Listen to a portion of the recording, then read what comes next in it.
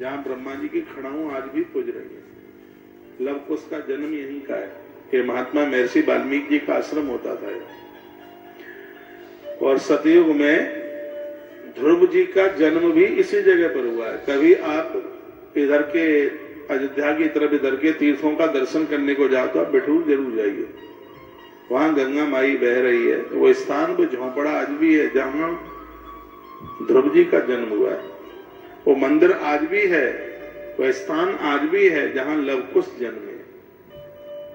महर्षि वाल्मीकि जी ने अपनी वाल्मीकि रामायण विठूर में लिखी है और मैया जी की प्रेरणा से लिखी है। मां ने जो बोला है वो गुरुदेव महर्षि वाल्मीकि जी ने लिखा है। इतनी स्पष्ट रामायण तो तभी लिखी जा सकती है जब स्वयं माता भगवती जानकी ने किसी को ऐसी मति दे दी होगी। इसलिए गोस्वामी ने लिखा कि जनक सुता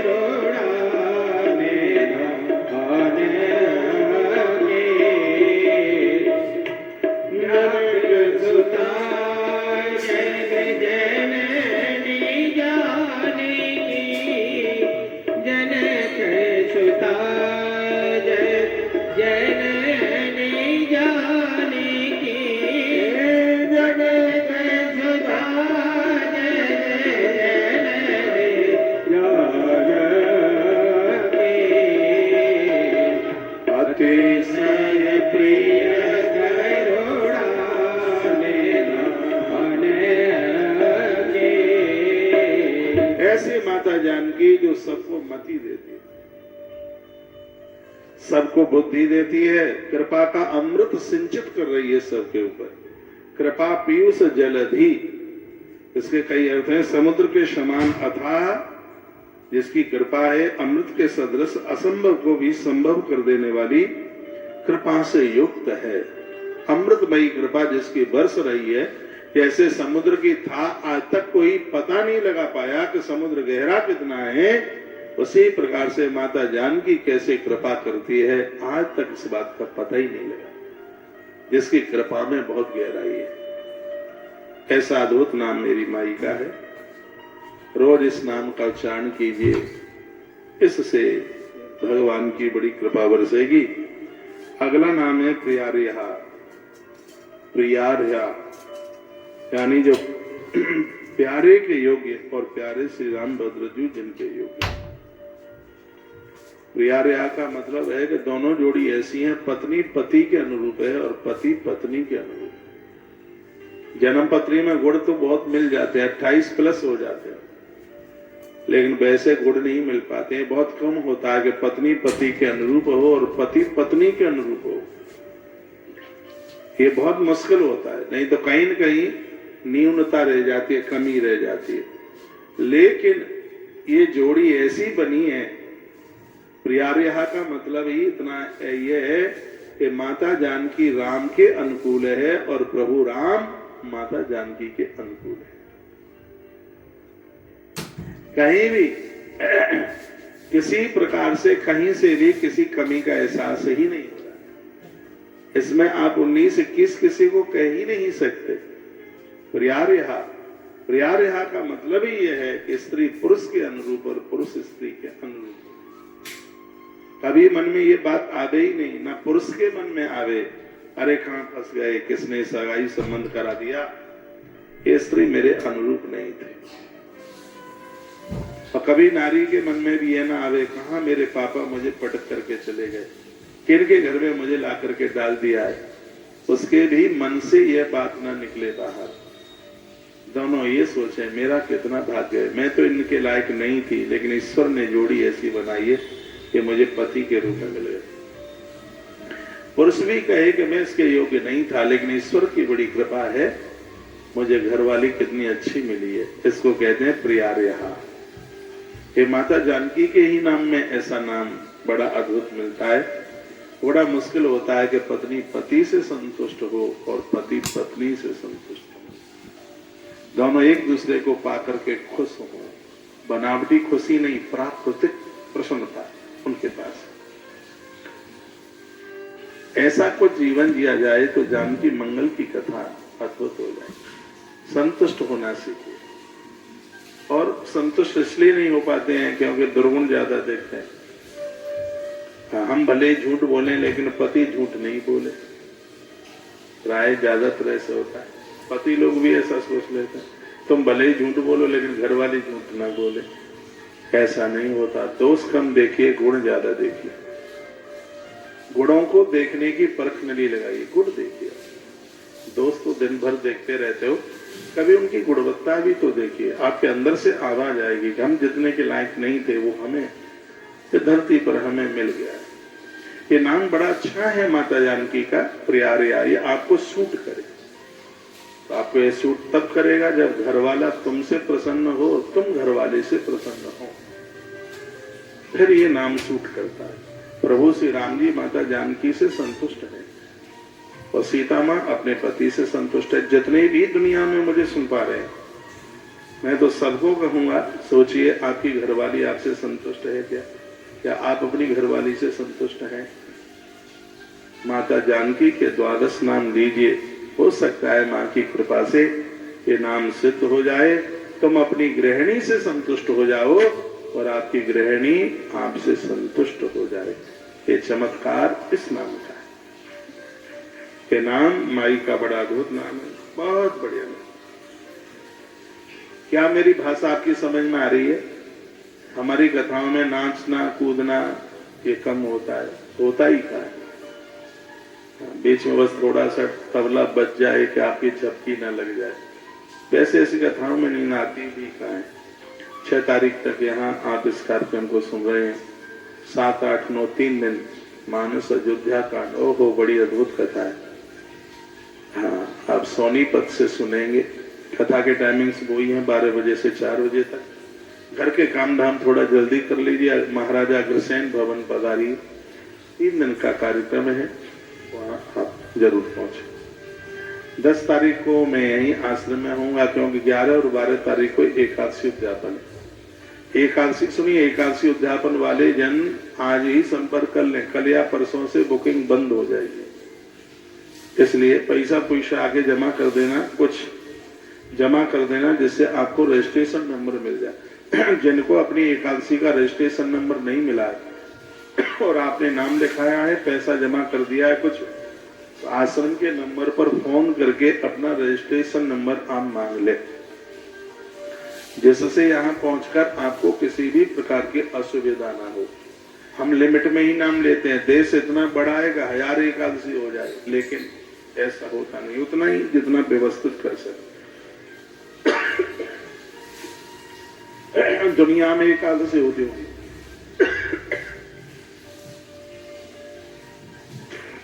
लेकिन यहाँ का अनुष्ठान बहुत बड़ा अद्भुत है और जिसमें मैं खुद रहता हूं। ये कथा 7 दिन की थी सोनीपत की, लेकिन एकादशी आने की वजह से इसको 3 ही दिन का किया है। हमने कहा हम ये भी नहीं करेंगे पर एकादशी के उद्यापन में जरूर रहेंगे। तो सब लोग हमारे विश्वास पर आते हैं तो पूरे समय एकादशी के उद्यापन में मैं भक्तों के साथ ही रहता हूं और उसको पूर्ण नियम के साथ में किया जाता है, एक विधि के साथ किया जाता है। जितने जजमान उतने ही हवन कुंड, जितने जजमान उतने ही पूजा कराने वाले ब्राह्मण।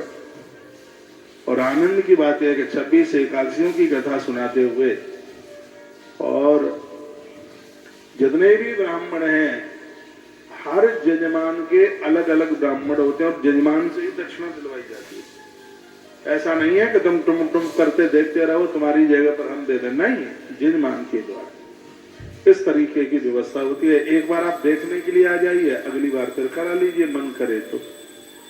यदि एकादशी का उद्यापन समझ में न आवे तो पूरा पैसा रिफंडेबल, हम तो कह देते हैं। हमारी 84 कोस यात्रा समझ में न आवे तो पूरा पैसा वापस। एकादशी उद्यापन समझ में ना आवे तो पूरा पैसा वापस, क्योंकि आपसे 1 रुपया लेकर उसके ऊपर 1.25 रुपया खर्च करने की नियति रखते हैं। ये कोई धंधा नहीं है, कारोबार नहीं है। आवाज में इतनी दम है, एक आवाज लगा दो, पैसे की कहाँ कोई कमी होती है। बस यही सोचा जाता है, जिंदगी भर आपने 11 का व्रत किया है तो मेले ठेले वालों के द्वारा न हो जाए आपका उद्यापन, रिक्शे वाले ना आए, ब्राह्मण ही भोजन करके जाए, फलहार लेके जाए, जो खुद में व्रत करते हैं। ऐसी कुछ व्यवस्था की जाती है। तो 11 और 12 तारीख को वह कार्यक्रम है। आप आ सके, अभी टीवी पर आप देख रहे हैं, खूब लोग, 10,000 लोगों का भंडारा था अभी कार्तिक में देवउठनी एकादशी को ये 11 हुई है, जिसमें पूरा विधि विधान जो होता है उसमें किसी को भी छोड़ा नहीं जाता।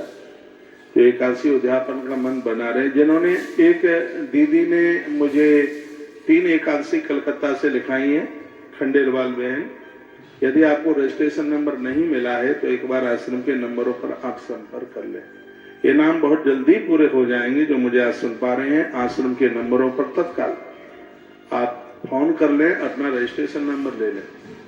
पहली एकादशी में बहुत लोग छूट गए थे, मुझे लगता है 20-25 लोग छूट गए। बाद में कह रहे थे हम तो आपके महाराज जी खासम खास है, हमारा तो नाम होना चाहिए। देखिए, उसमें लिमिट होती है व्यवस्था की, कहां से फिर ब्राह्मण लाए, कहां से फिर कमरे लेकर के आए। इसलिए आप पहले से अपना नामांकन करा दोगे, रजिस्ट्रेशन नंबर ले लोगे तो हमें आपकी व्यवस्था करने में किसी भी प्रकार की कोई दिक्कत नहीं होगी। इसलिए कल नहीं, आज ही अपना नामांकन करा दें और 11 का रजिस्ट्रेशन नंबर ले लें। बहुत जोरदार कार्यक्रम होगा, 3 दिन का कार्यक्रम है। 10 तारीख को आपको आना होगा। यदि आप 11 तारीख को आते हैं तो 9 बजे से पहले पहुंच जाएगी, नहीं तो 10 को पहुंच जाएगी। तो आपके रूम भी यहाँ लिए गए तो वो खाली ही पड़े रहेंगे। तो आप 10 को आके बिहारी जी का दर्शन कीजिए, थोड़ा सा घूम घाम लीजिए और फिर ये 9 बजे से 11 तारीख को सुबह 9 बजे से पूजा आरंभ हो जाएगी। 9 बजे से पूजा चलेगी, जिसमें 2-3 बज जाएगी। फिर 12 तारीख को ऐसे ही है, फिर 9 बजे से कार्यक्रम चलेगा, उसमें 4 बज जाएंगे। फिर 12 तारीख की शाम को भी आप जा सकते हैं या 13 तारीख को सुबह भी आप जा सकते हैं। 10 तारीख से लेकर 13 तारीख को सुबह 10 बजे तक कमरों की बुकिंग आश्रम की तरफ से, उसमें आपको अलग से कहीं कुछ नहीं देना। चौकियों के ऊपर पैसा भी चढ़ाना है, वो भी फिर आश्रम की तरफ से ही है। जो आपसे एक बार जो जितना लिया जा रहा है वो सब व्यवस्था उसी में ही है। आपको तो अपना आने जाने का किराया दे करके, रास्ते का किराया दे करके ही आप पहुंचेंगे। फिर पूरी व्यवस्था है, एक व्हीकल वाहन की व्यवस्था छोड़ करके संपूर्ण व्यवस्थाएं, जैसे आप यहाँ पर मथुरा से आ रहे हैं तो टेम्पू गाड़ी जो भी आप करते हैं वो सब आपको ही करना होगा। और पूजा पाठ से संबंधित जितनी भी व्यवस्था है वो सब आश्रम की तरफ से है। तो आप आश्रम के नंबरों पर कांटेक्ट संपर्क कर लें, जिससे आपको भी अपने 11 उद्यापन में यह सौभाग्य प्राप्त हो जाए। 5 कपड़े, बर्तन, खड़ाऊ, जनेऊ, चंदन, एकादशी की किताबें, पूजा पाठ, कंबल हो या रजाई हो, जो भी कुछ है, ये सब चीजें, ये सब उद्यापन के समय में ब्राह्मण देवताओं को ये सब दान में आपकी तरफ से दी जाती है, वो आप अपने हाथ से ही दें। तो ऐसा अद्भुत 11 और 12 तारीख को उद्यापन, इसलिए मैं 10 तारीख को पहुंच जाऊंगा। 10 तारीख से लेके 13 तारीख तक मैं इधर ही हूँ। 13 तारीख की रात्रि को मेरी फ्लाइट है सिलीगुड़ी के लिए। वहां पर श्रीमद् भागवत जी की कथा है, 14 तारीख से आरंभ है, 22 तारीख तक चलेगी। उस कथा के टाइमिंग्स भी 12 बजे से 4 बजे तक है। और यह है कार्यक्रम, हर कार्यक्रम गौ माता के लिए हो रहा है, गौवंश के लिए हो रहा है। तो वहां के जितने भी लोग हैं सब पंचमुखी हनुमान आइए। वहां मैंने पहले भी 1 से महापुराण की कथा की है और अब के भी मेरा पहुंचना हो ही रहा है। रुद्राक्ष और प्रसाद ये सब चीजें वहां चल के आएंगी, संतान नारियल भी लेकर के आएंगे। तो आप वहां अवश्य में पधारिए। आश्रम के सभी नंबर चालू हैं, उन पर आप कांटेक्ट करते हुए पुण्य कमा लें। एक बार जयकारा भगवान के नाम का लगा लें। बोलिए बांके बिहारी लाल की जय, श्री हनुमान जी महाराज की जय। मैया के जो 12 नाम आप सुन रहे, मैथिली जानकी सीता वैदेही जनकात्मजा, कृपा पीयूष जलधि प्रिया रिहा, जो नाम आप सुने प्रियारिया, तो इसका मतलब है पत्नी पति से संतुष्ट है और पति पत्नी से संतुष्ट है, दोनों एक दूसरे के अनुकूल हैं, तो उसका नाम है प्रियारिया। इसके लिए मैंने एक श्लोक भी निवेदित किया था, आपको बोला था और कहा था कि संतुष्टो भार्या भर्ता भर्ता भार्या तथैव च यस्य नैव कुले नित्यम कल्याणम तत्र वै ध्रुवम। उस परिवार के कल्याण को कोई रोक नहीं सकता जहाँ स्त्री पुरुष जिस परिवार में दोनों एक दूसरे से संतुष्ट है। तो क्या सुंदर बात कही गई है कि पुरुष उस स्त्री के अनुकूल हो और स्त्री उस पुरुष के अनुकूल हो, उसको कहते हैं प्रियारिया के नाम। बड़ा अद्भुत है, कथा कहने में बड़ा आनंद आता है। और जो बातें मैं आपको निवेदन कर रहा हूं, मुझे लगता है शायद 32 साल में 30 साल में पहली बार ही बोल रहा हूँ, क्यों जानकी मंगल की कथा है। और देखो जानकी मंगल की कथा, और ऐसा भी नहीं रामायण की चौपाइयां बोल करके टाइम पास हो रहा है, नहीं तो फिर ये लगेगा कि राम कथा सुना रहे। तो जब रामायण की चौपाइयां ही सुना करके कथा पूरी कर देनी है, तो फिर वो जानकी मंगल ग्रंथ है, गोस्वामी जी ने बड़ी मेहनत से उसको लिखा है। और रामायण के सीता विवाह में और तुलसी बाबा के जानकी मंगल जो ग्रंथ में जो लिखा है, बहुत आनंद है, बहुत ज्यादा विशेष। पार्वती मंगल और है, अब के बाद पार्वती मंगल का नंबर आएगा। तो सुन लीजिए, जो 12 नामों का व्याख्यान आप सुन रहे हैं। अगली बात कही गई है राम वल्लभा। जो पत्नी अपने पति को बहुत प्यारी है, प्रभु श्री राम जी को जानकी अति प्यारी है, इसलिए उनका नाम है राम वल्लभा। श्री राम वृंदावन में एक राधा वल्लभ और है, क्योंकि भगवान श्री कृष्ण को राधे बहुत प्रिय है। एक बात मैं आपको बोल दूं, निवेदन कर दूं, भगवान श्री कृष्ण का राधा के ऊपर जो प्यार है, वो प्यार ही प्रतिमा के रूप में प्रकट हो गया हो, उसको राधा वल्लभ कहते हैं। प्रभु राम जी का प्रेम जहां जिस जगह पर प्रकट हो गया हो पत्नी के प्रति, उसी का नाम राम वल्लभा है। ये माता जानकी का नाम है राम वल्लभ। पति से लड़ा मत करो, खूब लड़ लेती हो छोटी छोटी बातों के ऊपर, उससे स्नेह अलग। तो पूरा दिन भर नौकरी करता है, पूरा दिन भर काम करता है, 2 पैसे परिवार के लिए कमा के लेके आता है, और वो उसने घर में प्रवेश किया नहीं कि आप ताल ठोक करके युद्ध करने को तैयार हो गए। ये नहीं लाए, कदुआ नहीं लाए, भिंडी नहीं लाए हैं, उधर गए थे तो आलू नहीं ला सकते थे, ये भी मुझे कोई कहने की जरूरत थी क्या? बेचारा 10 घंटा काम करके आया, थोड़ा मुस्कुरा कर उसको बैठने को जगह दो, पानी दो पीने के लिए।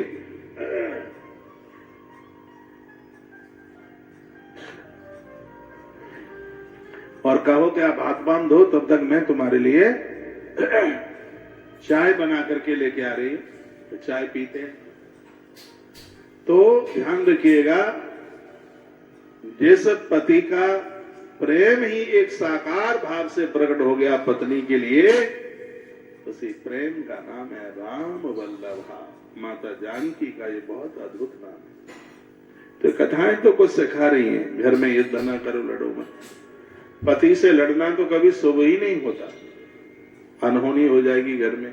कैकेयी माता ने युद्ध किया, अन्नदाता ही अयोध्या का चला गया, महाराज ही चले गए, तो ये शुभ नहीं है। ये लड़ाइयां वो कैसे हैं जो अपने ही लोग एक दूसरे पर पुलिस मुकदमा कर देते हैं। अब बताइए कि पुलिस में केस करने के बाद और आप एक दूसरे के संग रहना चाहें तो क्या ये संभव है? बाहर से लोथड़ा भले ही पड़ा रहे, अंदर से तो ये नहीं हो सकता है। रहीमन धागा प्रेम का मत तोड़ो छिटका, और टूटन से फिर ना जुड़े, और जुड़े तो गांठ पड़ जाए। हाँ? तो राम वल्लभा नाम उसका है कि जहां पति और पत्नी में कभी झगड़ा ही नहीं हुआ हो, कभी लड़ाई ही ना हुई हो, उसको कहते हैं राम वल्लभा। बड़ा प्यारा नाम है। श्री राघवेंद्र सरकार की जो परम प्यारी है, राम जी का प्रेम ही जिसके ऊपर उड़ेल करके प्रकट हो गया हो, उसका नाम है राम अवतार। फिर 12 नामों को हल्के में मत लीजिएगा, इनसे कुछ समझा जाए, इन नामों से कुछ सीखा जाए। बोलिए बांके बिहारी लाल की जय, श्री हनुमंत बलवंत महाराज की जय हो। मेरी व्यासपीठ की कही गई बातें बिल्कुल समझ में आ रही होंगी। राम बल्लभा ये नाम मुझे 12 नामों में से बड़ा अच्छा नाम लगा है। अगला नाम है सुनैन सुता। सुनैना महारानी की वात्सल्य भाव जनित सुख का भली भांति विस्तार कर देने वाली सुनैना सुता उसका नाम है, जो अपनी माँ की बदनामी न होने दे बेटी। नहीं तो बेटियां ससुराल में जाती हैं, ठीक से नहीं जीती तो पहली गाली मम्मी को मिलती है। कहा जाता है तेरी अम्मा ने, तेरी माँ ने तुझे यही सिखाया क्या। जिस नारी ने जिंदगी भर अपनी माता की बात नीचे नहीं होने दी, उस बेटी का नाम है सुनैन सुता। ये तो सब कथाएं वर्तमान समय के लिए हैं। बेटियां ऐसा जीवन जिए, पिता की भी गर्दन ऊंची हो, माता का भी नाम का विस्तार हो। जो मां के नाम का विस्तार करती है उसका नाम है सुनैन सुता। सुनैना की बेटी जो सबकी आंखों की पुतली बन करके जीती है, उसका नाम है सुनैन सुता। ऐसा जीवन जीना आप अपने सास ससुर की आंख की पुतली बन करके जी ले। जिस समय राम जी का वनवास हो रहा था तो माता कौशला ने क्या कहा था राम को, कहा राम बेटा जानकी का ध्यान रखना, ये सीता मेरी आंख की पुतली है। हमारा जनक ने भी कुछ ऐसा ही कहा है। जब विदाई होकर के आ गई थी, तुम बदोलर कीनी पर घर आए, बदोलर कीनी पर घर आए, राखहु नयन पलक कीनाए, बदोलर कीनी पर घर आए, बदोलर कीनी पर घर आए, राखहु नयन पलक कीनाए, बदोलर कीनी पर घर आए, राखहु नयन पलक कीनाए। ये भी बात है रामायण की, किसी की बेटी आपके घर बधू बन के आई है, आंख के पलक जैसे आंख की रक्षा करते हैं, उसकी ऐसे रक्षा कीजिए। जो परिवार में सबकी आंख की पुतरिया बन के बता दे, उसको कहते हैं सुनैन सुता। ये गुणवत्ता माता जानकी में मिलती है। वो पियर की भी बड़ी प्यारी है और अपने ससुराल की भी वो बड़ी प्यारी है। सुनैन सुता ये सुनैना की बहुत प्राण प्रिय है। श्री सुनैना महारानी के वात्सल्य भाव जनित सुख का भली भांति विस्तार करने वाली है, जिसने अपनी मां का नाम पूरी दुनिया में कर दिया, जगत में कर दिया। उस बेटी का नाम है सुनैन सुता। इसका अर्थ यह भी है कि ऐसी बेटी जो ऐसी आंख वाली की बिटिया है, जिसकी आंखों ने कभी पराये पुरुष को अपनी आंख में नहीं बसने दिया, जिसकी आंख में दोष नहीं है, उसी का नाम तो सुनैना है। सुनैना सुष्टुम नयना सुनैना। ऐसी अद्भुत नारी पितरों की बेटी है सुनैना, पितरों की बेटी है ये। इसकी कथा आती है सुनैना की। पूर्व में इसका जन्म सांप की आंख से हुआ है, सर्प की आंख से। 2 देवियां ऐसी हैं जो सांप की आंख से पैदा हुए। पूर्व में पितरों की बेटी थी। एक बार नर्मदा मैया के किनारे पर माता परम्भा पार्वती भगवान महादेव का श्रृंगार कर रही थी। तो हाथ में जब सांप बांधा तो ऐसी जोर से गांठ लगाई कि सांप की दोनों आंखों में से आंसू गिर पड़े नीचे। तो एक आंख से एक बेटी पैदा हुई, उसका नाम रखा गया सुलोचना। रावण का पुत्र दिग्विजय यात्रा के लिए चला, नाग उस बेटी को अपने यहां लेके थे, क्यों नाग की आंख से पैदा हुई थी ना, तो नाग लोक में लेके चला गया, नाग लोग लेके चले गए उसको। उसका नाम रखा था सुलोचना। सुलोचना, लोचन आंख से पैदा हुई थी इसलिए सुलोचना। मेघनाद ने नागों को पराजित किया और वह अपनी घरवाली बना करके ले गया सुलोचना। एक दूसरी आंख से भी सर्प की दूसरी आंख से कन्या प्रकट हुई और इस बेटी का नाम रखा गया सुनैना। माता नर्मदा ने इसका पालन किया भगवान शंकर के आदेश पर। भोलेनाथ ने और माता परम्भा ने इस बेटी का कन्यादान किया सुनैना। मां नर्मदा के किनारे पर राजा सीरध्वज बारात लेकर के आए थे। कन्यादान महादेव करते हैं। पार्वती को पूछा, बेटी को सोना चांदी देना चाहिए, कुछ है क्या? तो माता पार्वती बोली कि मेरी माता मैना ने जो मुझे दिया है, एक अंगूठी मुझे दी है, वही मेरे पास है। शंकर जी ने कहा निकालो, और वही अंगूठी कन्या पूजन में दी गई। मैंने ज्यादा विस्तार नहीं करूंगा क्योंकि कथा मैंने पहले सुना रखी है, और ये वही अंगूठी थी। जीत को सके अजय रघुराई, माया से अस रच नहीं जाए। तो वही अंगूठी पितृलोक से आई। तो मैं कहूंगा सुनैना का अर्थ है जिसके नयन सुंदर हैं, पवित्र हैं, पावन हैं। दृष्टि बढ़िया होगी तो संतान भी तो ठीक होगी। इसके कई अर्थ हैं। जो बेटी हमेशा अपनी मां की आंख में बैठती है, यानी मां की आंख से कभी ओझल नहीं होती, ऐसी बेटियां परिवार के लिए बहुत प्यारी हो जाती हैं। और बेटी ज्यादातर ऐसे माता पिता के आंखों के सामने ही दिखती है, नेत्रों के सामने रहती है। थोड़ी देर के लिए भी हट गई तो मम्मी पापा पूछते हैं कहाँ है, मोहिनी कहाँ है, बिटिया कहाँ है। माता पिता इतना ध्यान रखते हैं। तो जो सोनैन सुता का जो अर्थ है, संत इसका अर्थ बहुत अच्छा लगाते हैं। ऐसी बेटी जो अपनी मां की आंखों से कभी ओझल नहीं होती, ससुराल में भी पहुंच जाए तो भी जन्म देने वाली इस मां को वह बेटी अपनी आंखों के ही सामने देखती। स्कूल पढ़ने को जावे तो भी वो आंख से ओझल नहीं है, फिर भी ऐसा लगता है आंख उसे ही देख रही है। तो सुनैन सुता का मतलब है कि जिन बेटियों ने माता पिता की आंखों में स्थान पा लिया है, पहली बात। दूसरी बात, जो माता पिता की आंखों से जो ओझल नहीं होती है, उनके दृष्टिकोण में रहती हैं, उनकी दृष्टि पर्दी में रहती हैं, उसका नाम है सुनैन सुता। माता जानकी को प्रभु राम वर के रूप में मिले हैं, तो याद रखिएगा इतनी गुणवत्ता है माता जानकी के अंदर। कितनी बड़ी बात रही होगी जो अपनी मां की आंख से यह बेटी जीवन में कभी ओझल नहीं रही, ओझल नहीं हुई, बिना अनुमति आज्ञा के घर की देहली छोड़ करके बाहर नहीं गई। इस सुनैन सुता नाम ऐसे ही नहीं दे दिया। मैं फिर कहना चाहूंगा, ऐसी कन्या, ऐसी बेटियां जो मां की आंख से कभी ओझल नहीं होती, उनकी दृष्टि में रहती हैं। मां बाबूजी की दृष्टि में तो बेटियां बन जाती हैं, इसलिए बेटियों को मां बाबूजी की दृष्टि में ही रहना चाहिए।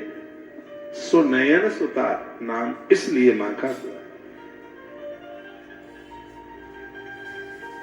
जिसने खूब सुख दिया, अपने परिवार को सुख का विस्तार किया। अगला नाम है वीर सुल का। मैं तो बहुत संक्षेप में सुना रहा हूं, मैं तो एक एक नाम के ऊपर एक एक दिन की कथा। मेरी माई के नाम ही इतने अद्भुत है, इसलिए तो मैं कहता हूं कि बच्चों का नाम संस्कार करें तो थोड़ा विचार करके रखिए, थोड़ा पंचांग पत्रा दिखवा लीजिए, जिसका अर्थ ठीक से निकले, बढ़िया से निकले। ऐसा आजकल तो नाम भी डिजाइन वाले हो गए, अंग्रेजी वाले हो गए नाम। पहले के नाम बहुत अच्छे होते थे। किसी का नाम सुमन दीदी होता था, हाँ, किसी का नाम रामकली होता था। अरे पहले तो चिरौंजी नाम होता था, अरे संतरा देवी नाम होता था, अरे बादामी देवी, ऐसे ऐसे नाम उस समय के नाम ही अरे बड़े अद्भुत होते थे। बादामी देवी। तो वीर शुल्का का अर्थ है शिव धनुष तोड़ने की शक्ति रूपी नौछावर ही बधू रूप में जिनकी प्राप्ति का साधन है उसे वीर शुल्का कहते हैं।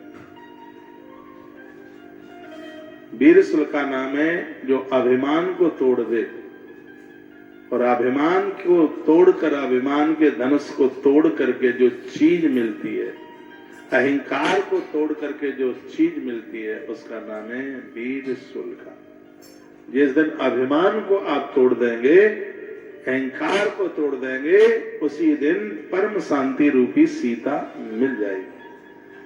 अभिमान को तोड़ने के बाद में जो शांति मिलती है, जो ठंडक मिलती है, यानी लक्ष्य को पूरा करके, लक्ष्य था ना धनुष तोड़ना, लक्ष्य को पूरा करके जो उपहार मिलता है, लक्ष्य को पूरा करके जिस आनंद की अनुभूति होती है, लक्ष्य को पूरा करके जो सकून मिलता है, कार्य को पूरा करके जो शांति मिलती है, उसी शांति का नाम है वीर शुल्का मां सीता। वीर शुल्का जो वीरों का पारितोषिक है, जो वीरों का इनाम है। मेरी मां शिव धनुष तोड़ने की शक्ति रूपी नौछावर ही बधू रूप में जिनकी प्राप्ति का साधन, अर्थात भगवान शिव जी के धनुष तोड़ने की शक्ति रूपी नौछावर अर्पण जो कर सकेगा, उसके साथ माता जानकी का विवाह होगा। तो मैं आपको निवेदन करना चाहूंगा, वीर शुल्का उस देवी का नाम है जो ऐसी शक्ति जो आपके संकल्पों को पूरा कर देती है, उस शक्ति का नाम है वीर शुल्का। आपका हर संकल्प पूरा हो जाएगा, छोटे से छोटा, बड़े से बड़ा। आज ही आप मां भगवती जानकी को स्वीकार कर लीजिए, हर संकल्प पूरा हो जाएगा, एक भी अधूरा नहीं रहेगा। आपके बच्चे एक एक नंबर से रह रहे हैं और वो सफल नहीं हो पा रहे हैं, तो ये 12 नाम मैं बता रहा हूं आपको, निवेदन कर रहा हूं, इनको लिख लीजिए, इनका नित्य उच्चारण कीजिए। कल से तो मैंने भी अपने पूजा में 12 नामों को बोलना आरंभ कर दिया और हमेशा बोलता रहूंगा। अभी तक तो मैं काफी नाम बोलता रहा हूं, लेकिन मुझे जानकी मंगल में पहली बार मुलाकात इन 12 नामों से हुई। 12 नाम, 12 नाम यूं चलो सुन लिए होंगे किसी के मुंह से चलते फिरते, लेकिन जो एक गहराई के साथ जिसको पाठन का मौका मिला, तो प्रथम बार ही हुआ है। आपको भी पहली बार ही ये सुनने को मिले होंगे, हो सकता है। ये 12 नाम बहुत कल्याणकारी हैं, बहुत आनंद कर देंगे। एक एक नाम को रोज बोलिए, 12 नामों को नित्य बोलिए। तो ये भी मां का नाम बड़ा अद्भुत है। आपके किए गए सत्कर्म का आपको परिणाम मिल जाए, फल मिल जाए, उसी का नाम है वीर शुल्का।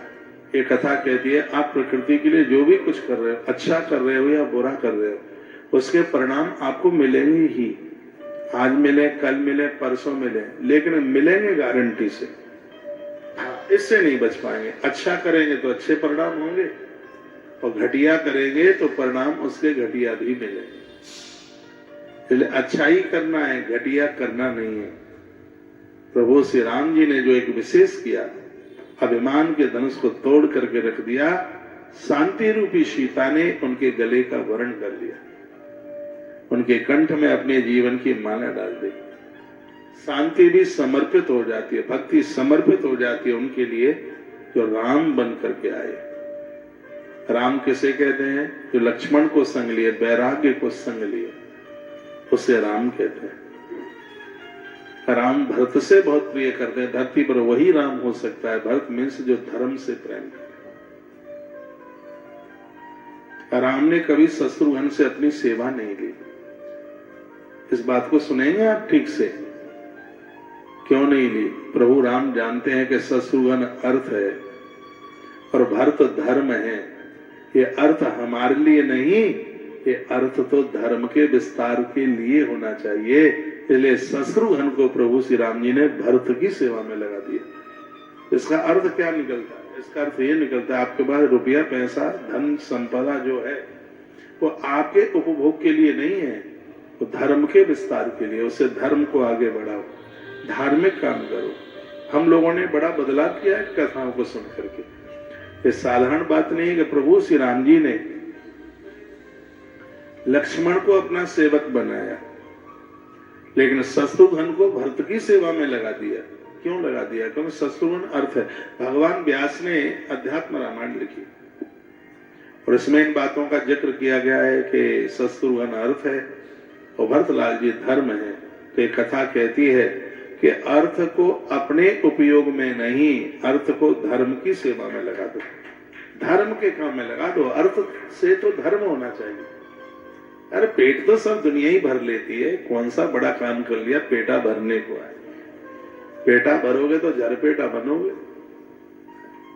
धन धर्म के लिए आया, सो धन धन प्रथम व्यति जाके, धन्य पुण्य रति मत स्वई पाकी। धन धर्म के लिए, और ऐसा भाव अवश्य में रखिएगा, जरूर रखिएगा। धन को धर्म में लगाइए, विचारों को राम में लगाइए, कामनाओं को लक्ष्मण कामना है। जैसे लक्ष्मण राम के चरणों में लग गए तो आपकी भी कामना है ईश्वर के लिए। वैसे भी कहा गया है कि लक्ष्मण को जीव कहा। जीवात्मा वही है जो परमात्मा के चरणों से लगा रहे। जो भगवान के चरणों से लगा रहेगा, भरत उसके ऊपर बड़ा प्रेम करेंगे। जो ईश्वर के चरणों से लगा रहेगा, शत्रुघ्न हाथ जोड़ के सामने खड़े हो जाएंगे। यानी जो भगवान से जुड़ जाता है तो संपत्ति हाथ जोड़ के खड़ी हो जाती है। मुझे भी स्वीकार कर लो।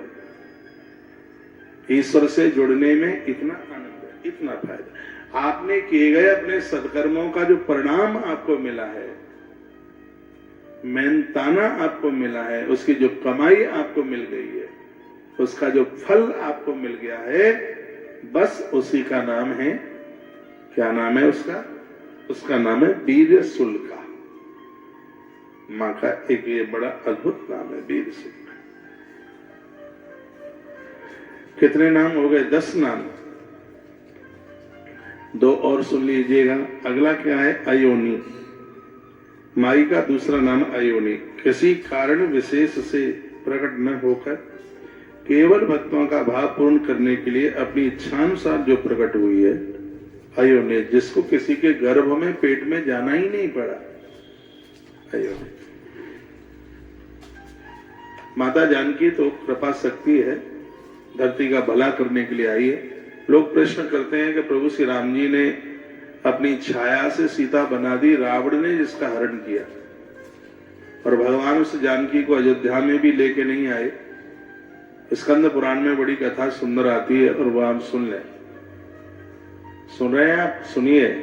स्कंद पुराणांतर्गत बड़ी अच्छी कथा कही गई कि भगवान श्री राम की जब लीला पूरी हो गई तो जो छाया वाली सीता बनाई थी, रावण ने जिसका हरण किया था, ये जानकी वो नहीं थी जो महाराज जनक के यहां पैदा हुई है। ये जानकी वो नहीं थी जिसने प्रभु राम के कंठ में माला डाली है। बहुत ध्यान से सुनिए। ये वो माता जानकी नहीं थी जो हर समय प्रभु राम के बगल में है, प्रभु राम के हृदय में जिसने जगह पाई है, वो जानकी नहीं थी। जिस जानकी का हरण हुआ वो कौन सी सीता थी? जिसको रावण उठा के चुरा के लेके गया, और जो जानकी रावण के बगीचे में रही, अशोक वाटिका में रही, वो कौन सी जानकी थी? वो सुन लें। स्कंद पुराण में कथा आती है कि पूर्व में एक ऋषि की बेटी हुई थी, कन्या हुई थी, जिसका नाम था वेदवती। स्कंद पुराण अंतर्गत कथा है। वह तप में बैठी हुई थी, हवन कुंड सामने था। कल भी मैंने हल्का सा जिक्र किया था, वेदवती नाम है उसका। रावण अंबर आकाश मार्ग से जा रहा था, तो रावण ने उस ऋषि कन्या को देख करके अपना विमान उतार दिया, और रावण बलात् और हठात उसको पकड़ने के लिए आगे के लिए बढ़ा। उसने कहा, खबरदार, मुझे छूना मत। फिर भी रावण, निर्लज्ज रावण, और वो माना नहीं। उसने बड़ी कोशिश की, अपने आप को बचाने के लिए उसने विकराल रूप धारण किया और उसने कहा कि तेरी मृत्यु का कारण मैं ही बनूंगी, तेरी मृत्यु का कारण, तेरा नाश मैं करूंगी, मैं धरती पर आऊंगी। उसने यज्ञ में छलांग लगाई। वही वेदवती भगवान तो श्री राम जी की लीला में प्रभु श्री राम जी ने अपनी परछाई से उसे प्रकट कर दिया। जब रावण को भगवान ने जीत लिया तो कथा स्कंद पुराण में आती है, असली जानकी तो भगवान ने अग्निदेव के हवाले कर दी थी। अग्निदेव ने लक्ष्मण हो धर्म के नेगी, पावक प्रकट करहूं तुम वेगी, ये वहां की चौपाइयां है। लखनलाल को आज्ञा अनुमति मिली, अग्निदेव का आह्वान, अग्निदेव प्रकट हुए, उन्होंने असली जानकी प्रभु राम को दे दी। भगवान की लीलाओं में बड़ा योगदान मां का रहा। अब जो छाया से जो जानकी बनाई थी, उस जानकी ने कहा कि प्रभु मैं कहां जाऊं, मैं तो आपका वर्ण करना चाहती हूं। तो प्रभु राम ने क्या कहा, सुनो सीते, मेरे बगल में उसी को जगह मिलेगी जिसने धनुष टूटते समय मेरे गले में जयमाला डाली थी। मेरे बगल में उसी को जगह मिलेगी अवध की देहली पर खड़े होकर मेरी मां ने जिस दुल्हन की आरती उतारी थी। मेरे बगल में तो उसी को जगह मिलेगी, कोई दूसरी स्त्री तो मेरे बगल में स्थान पा ही नहीं सकती। तो छाया वाली जानकी बहुत ज्यादा रोई और उसने भगवान को श्राप दे दिया।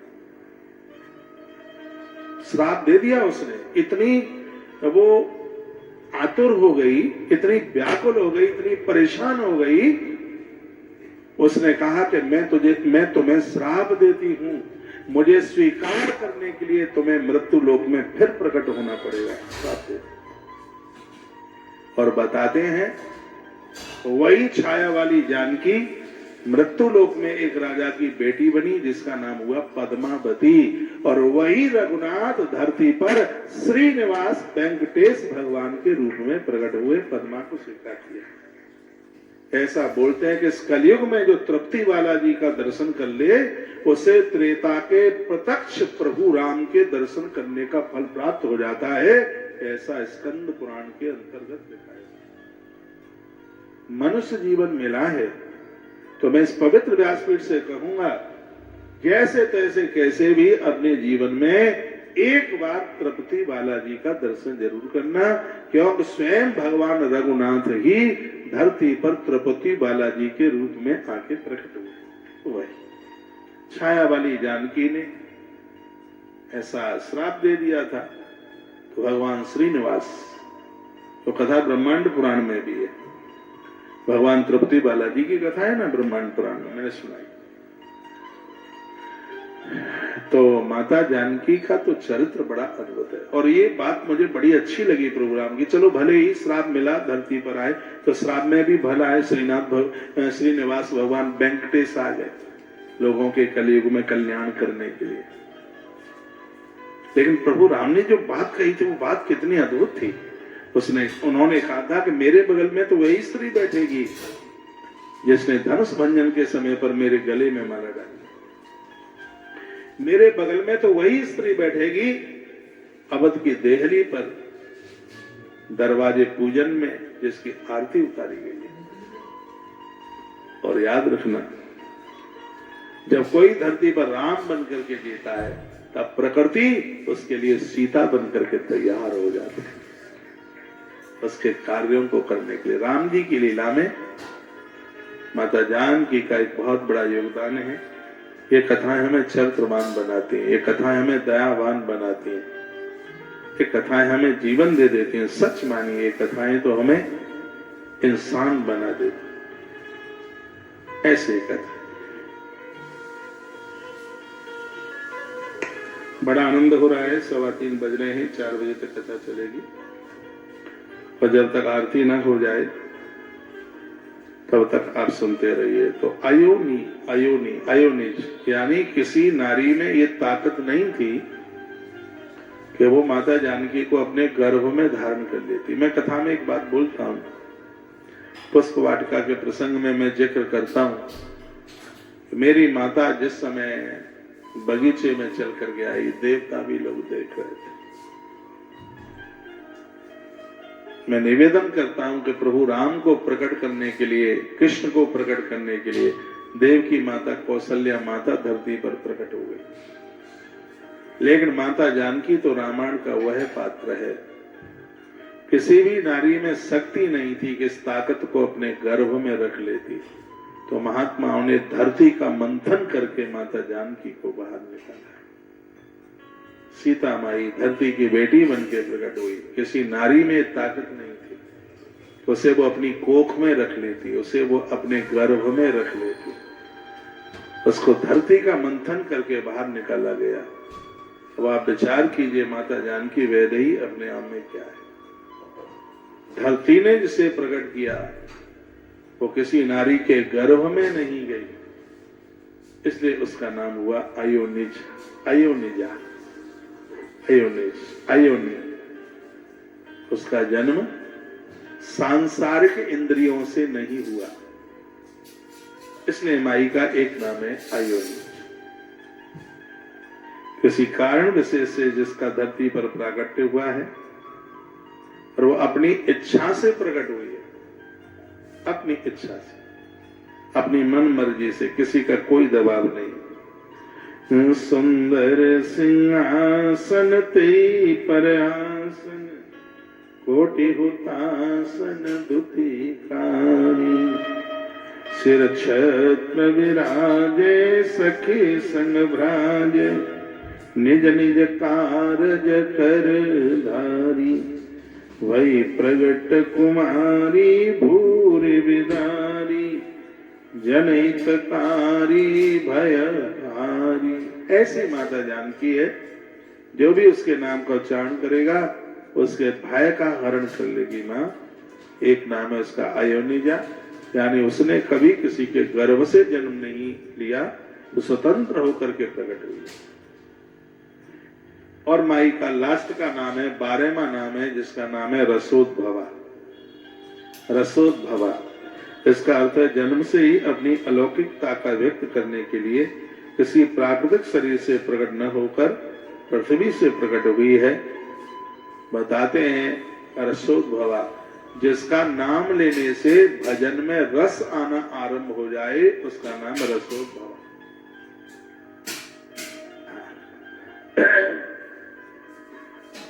रसोद्भवा यानी रस प्रकट हो जाए उसका नाम लेते, भजन में रस आने लगे, वह रसोद्भवा है। एक बार आप मां भगवती जानकी के 12 नाम लेकर के माला पर जपती, माई के 12 नाम लीजिए, देखो कितना मन शांत होता है, आपको भजन में कितना इंटरेस्ट आएगा। मौसमी के रस में भी इतना आनंद नहीं आएगा जितना कि आपको भजन करने में जितना आनंद आएगा। जो भजन का आनंद तुम्हें प्रत्येक क्षणों में दिलाती है, उस माता का नाम है रसोद्भवा। भगवती राधा रानी का इस समय नाम होता है रसेश्वरी, जो रसों की ईश्वरी है, मालिक ने रसेश्वरी कहते हैं। लेकिन रस ही जिससे प्रकट होता है उसको रसोद्भवा कहते हैं। जो भजन में जो आनंद आता है और उस आनंद रस की जो जन्मदात्री है, उसका नाम है माता जानकी। ऐसी माता जानकी की अद्भुत कथा हम और आप इस पवित्र व्यासपीठ से सुन रहे हैं। प्रसंग को आगे के लिए बढ़ाता हूं 12 नामों से, और आगे क्या देखना है। रूप शील भय वंश ब्रुत बल दल भले, मन हो पुरंदर निकर उतर अवनीय चले। क्या लिखा? रूप शील भय वंश ब्रुत बल दल भले, मन हो पुरंदर निकर उतर अवनीय चले। बताते हैं कि माता जानकी इतनी सुंदर थी कि इस राम जी की बारात में देवता उतर के आए उधर से। माई का रूप ही इतना अद्भुत है। देवराज इंद्र, पुरंदर यानी इंद्र, वो रात में आए तो ऊपर से ही वो देख रहा था कि कहां मैं अपना विमान उतारूं, कहां पहुंचूं। इतना सुंदर मिथिला लग रहा था, आंखें हट नहीं रही थी वहां से। गोस्वामी जी ने लिखा। उस जगह से आंखें हट नहीं रही थी। इतनी भीड़ भाड़ थी। इंद्र कहते हैं कि मैंने इतनी भीड़ नहीं देखी, इतनी सुंदरता मैंने कभी कहीं नहीं देखी। बाबा तुलसी ने भी वर्णन किया है। तो एक बार मैं जनक राजा से मिल लूं, इंद्र के मन में ऐसी बात आई। तो इंद्र ने पंडित जी ऊपर से क्या देखा, एक जगह पर एक आदमी ऐसे शांत मुद्रा में बिल्कुल बैठा हुआ है। पानी की झाड़ी रखी हुई है बगल में, सुंदर से फूल एक डलिया में रखे हुए हैं, श्वेत वस्त्र पहने हुए हैं और बिल्कुल ध्यान मुद्रा में आनंद के साथ बैठा हुआ है। तो देवराज इंद्र को क्या लगा कि ये महाराज जनक है, क्योंकि जनक तो भजनानंदी है, तपस्वी है। हो सकता है घर में भीड़ भाड़ ज्यादा होगी, क्योंकि आवली ब्यावली सब आई जाती है, मेहमान सब लोग आ जाते हैं, तो घर में पाम रखने को जगह होती नहीं है। तो लोगों को अपना नित्य का भी कर्म करने के लिए वो थोड़ी दूर चले जाते, पेड़ों के नीचे बैठ जाए, अगल बगल के कुएं पे चले जाते। इंद्र को लगा कि घर में बहुत ज्यादा भीड़ रही होगी, इसलिए थोड़ा एकांत में ये अपने नित्य के नियम को पूरा करने के लिए आए हैं। क्यों नहीं मैं सबसे पहले जनक राजा से ही मिल लूं। इंद्र के मन में ऐसी बात है। तो क्या अद्भुत लिखा, रूपशील भय वंश विरुद्ध बल दल भले, मन पुरंदर निकर उतर अवनीय चले। तो देवराज इंद्र नीचे उतर के वहां आ गए। उन्होंने कहा, महाराज जनक की जय हो, जय हो, जय हो। आज तो मिथिला सजी है, ये तुम्हारी तपस्या का प्रणाम, जय हो। मैं इंद्र आपको प्रणाम करता हूं, मेरा प्रणाम स्वीकार करो। तो जो आदमी बैठा था वो क्या बोला मालूम है? जो आदमी बैठा था उसने आंखें खोली और वो इंद्र को प्रणाम करने लगा। कहने लगा, मुझे लज्जित मत करो आप, मैं राजा जनक नहीं हूं, मैं राजा जनक की नगरी में झाड़ू लगाने वाला उनका नौकर हूं, उनका चाकर हूं। धड़ाम से इंद्र धरती पर गिर पड़े कि जिसके नौकर चाकर झाड़ू लगाने वाले लोगों के